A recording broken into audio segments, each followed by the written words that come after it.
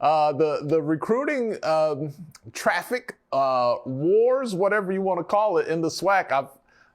I haven't been around the SWAC all my life. I grew up in the CIAA, so I'll put that out there. But in the last decade that I've kind of been keeping up with it, man, I've never seen it like this, which as a person who doesn't have a dog in the fight because I didn't graduate from a SWAC school or attend one, it is fun to watch everything that's been happening this fall, winter.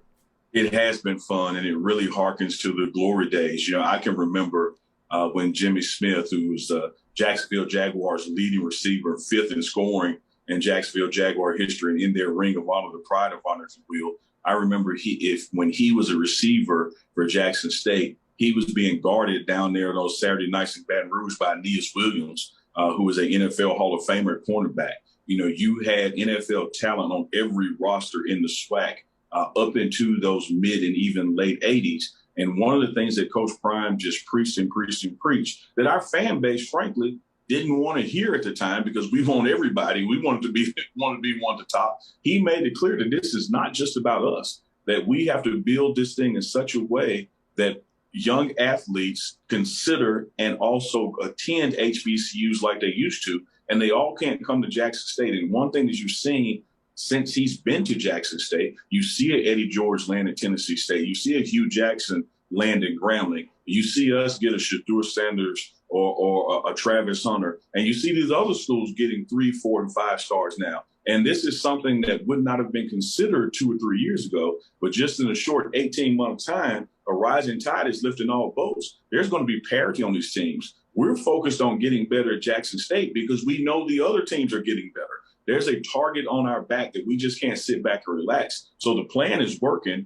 You have recruits that are unheard of, even going to smaller schools such as Mississippi Valley. And I would tell you, Tolly, that if not for the record that Coach Prime put up this year, Vincent Dancing Valley probably would have been Coach of the Year, because you're seeing an improvement in coaching across the board, an improvement in recruiting across the board. And it's something that started here with the arrival of Coach Prime and him saying, no, we're all in this together.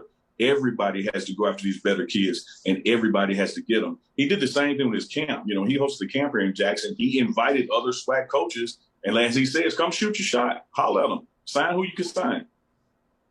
Yeah, I say the same thing about Black-owned media. Like, people think even though we're competing for the same audience in many respects, I want all the Black-owned media to do well because it makes the industry look better. It brings in more money for everyone. I don't think it would be a good deal if HBCU game day was great and everybody else stunk. And because as an outside evaluator, you would be like, well, that's not a good business to be in. Everybody over there stinks. You're spot on. I mean, it's the reason the truckers have an association.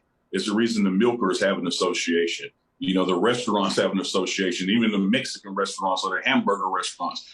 People understand that if we can get people focused on this industry, it benefits everybody in the industry. It's a tenet of capitalism, and it applies to college athletics, which is a business, like it or not. It applies to HBCU space. It applies to the SWAC, that if we can compete on Saturdays, and of course, Jackson State wants to win every Saturday and then some, but we also have to appreciate that it's not just about us. So with all due respect to what Hugh Jackson is doing in Grambling, wishing him the best, because we wanted it to be the best competition that can be on the field with Jackson State prevailing as a fan, but it makes no sense for us to try to put guys in the NFL and make them become professionals in their lives, but they're not competing against the same level of talent out there. So it is bigger than just Jackson State.